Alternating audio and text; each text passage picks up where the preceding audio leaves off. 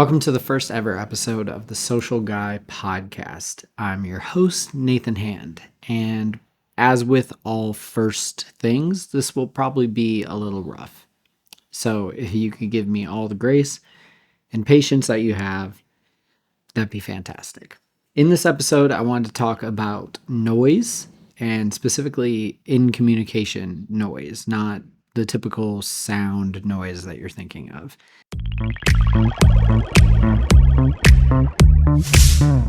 Since this is our first episode, I feel like a introduction of sorts is in order.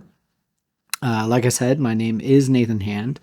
I studied communications in college, earned a bachelor's degree in it.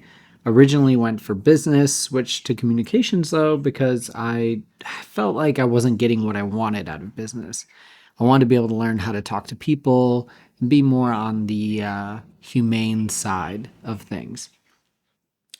I spent the next few years working in public relations for either a physical therapist office or a chiropractic office, and then I ended up starting my own company, which was a video production company. I'm still running that. It's called Handprint Media Productions, and I use communication all the time during that. But it was during a conversation with my wife's aunt most recently where we talked about how, honestly, not a lot of people know how to communicate nowadays. And we were talking about communication in general, and she said that I should share my knowledge and share what I know and talk to people about talking because not many people are comfortable doing it anymore. And that's what kind of birthed this whole idea. And I love communication. I love the idea of being social, hence the Social Guy podcast. So that's the idea behind this podcast. Now, since this is the start of something, I am starting out pretty small. I have a nice camera because I did videography before. As far as audio goes, I'm using my video mic, and then we're in my garage, and my garage door is open because it's hot in here.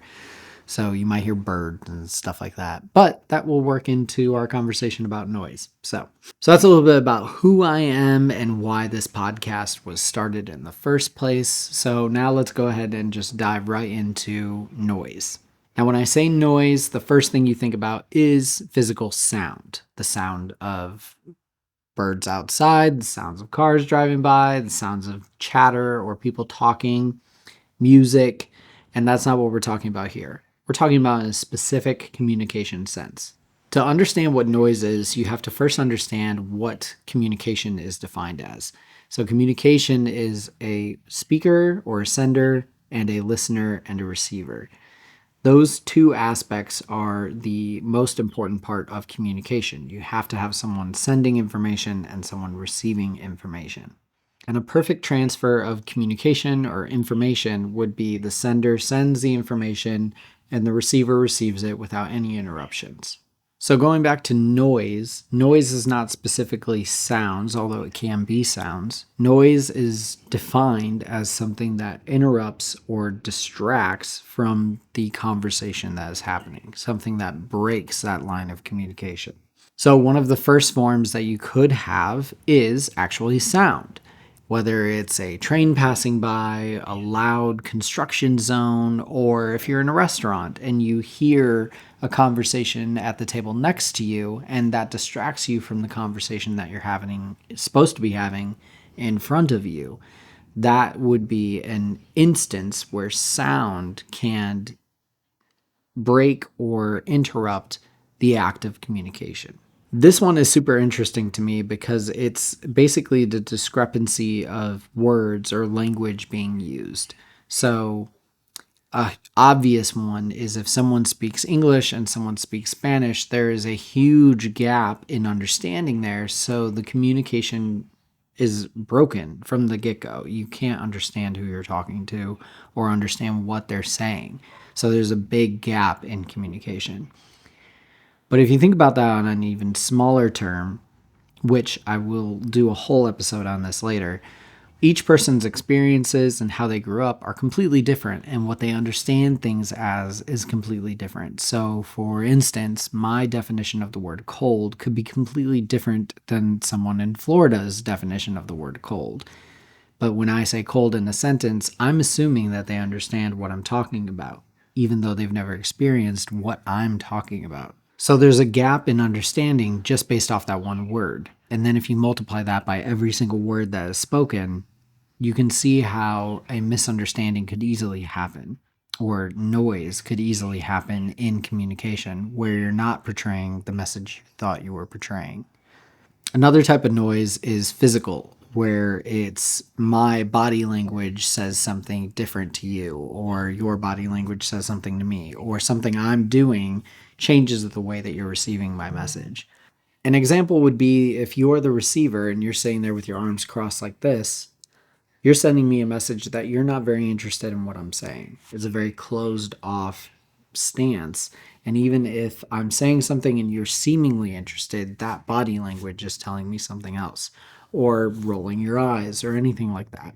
Vice versa, if I'm the sender and I'm saying something sad like my dog just died, but I'm saying it with a smile on my face, that is conflicting information that is sending mixed signals to the receiver, hence breaking the line of communication.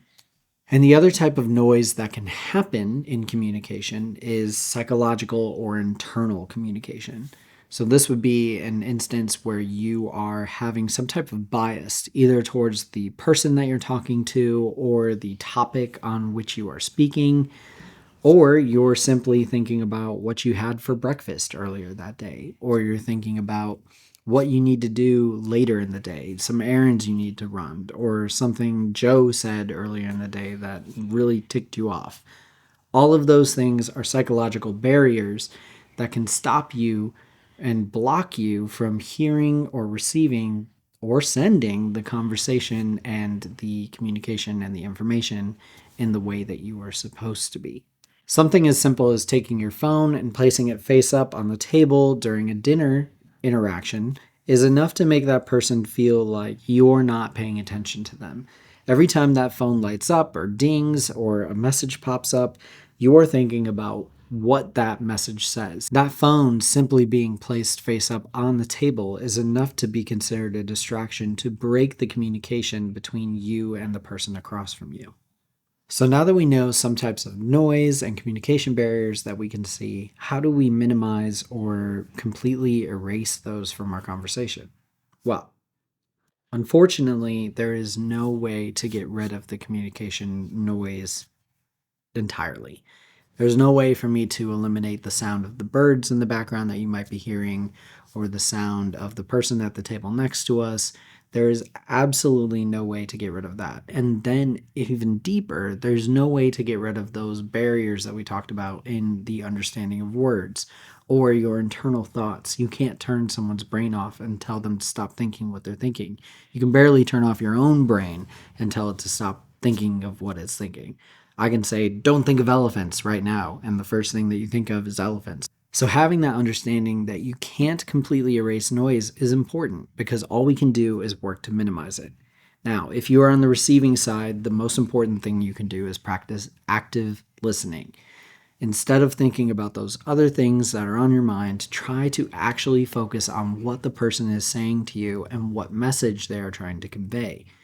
And more importantly, when you're listening, do not be thinking about what your response to that message is going to be. Just think about what they're saying and why they're saying it and what they're intending to get across to you. As a sender, you want to try your best to adapt your communication style or adapt the message that you are trying to convey best to the audience that you're speaking to, whether that's one person or a group of people. You can easily tell what will translate well to that person and what will not. So do your best to try to convey that message or construct that message in a way that will be easily understood. Lastly, fostering an environment of open communication and feedback is pretty vital. Encouraging active participation, listening to diverse perspectives, and valuing constructive criticism are three ways that can elevate your communication and elevate the openness of that conversation so that you are limiting the chances or minimizing the chances that noise can intercept and block your communication efforts and the transfer of information. If you've made it this far and you're still listening to this podcast or watching this video on YouTube, I appreciate it. Honestly, I don't think that I'm anything special. I don't think that I have a voice or reason that people would listen to me in mass quantities. And so I'm not exactly sure why I'm doing this, but I feel like I have something to give back, and I feel like it's something that people might be interested in. I know I would be interested in it. So I figured might as well try it and see what happens. So if you are interested in communication as a whole and you would be interested in learning about future topics, or if you have any specific questions that you would like answered or topics you would like talked about, let me know.